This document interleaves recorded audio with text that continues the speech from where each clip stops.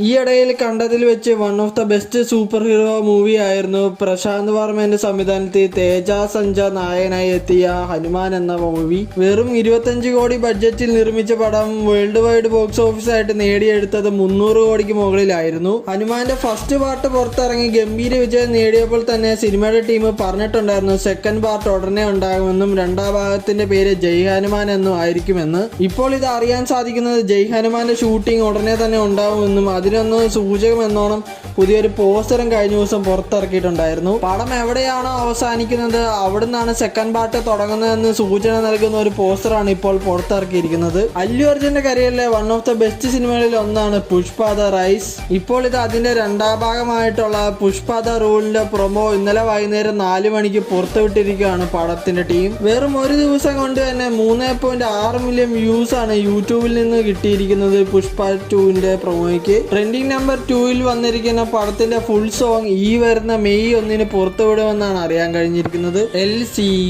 LCUന്റെ short ഫിലിമിന്റെ ഭാഗത്ത് നിന്ന് ഇപ്പോൾ നമുക്കൊരു അപ്ഡേറ്റ് ലഭിച്ചിട്ടുണ്ട്.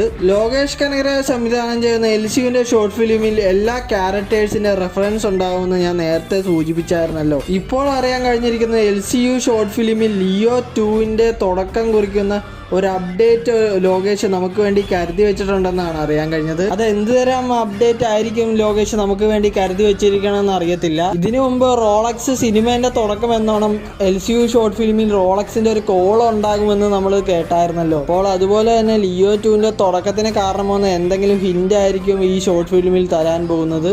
അപ്പോൾ ഇന്നത്തെ അപ്ഡേറ്റ് ഒക്കെ ഇത്രയേ ഉള്ളൂ ഗൈസ്. അപ്പോൾ ഇതുപോലെയുള്ള സിനിമകളെ പറ്റിയുള്ള അപ്ഡേറ്റുകൾ ലഭിക്കാനായിട്ട് മറക്കാണ്ട് തന്നെ ചാനൽ സബ്സ്ക്രൈബ് ചെയ്യുക.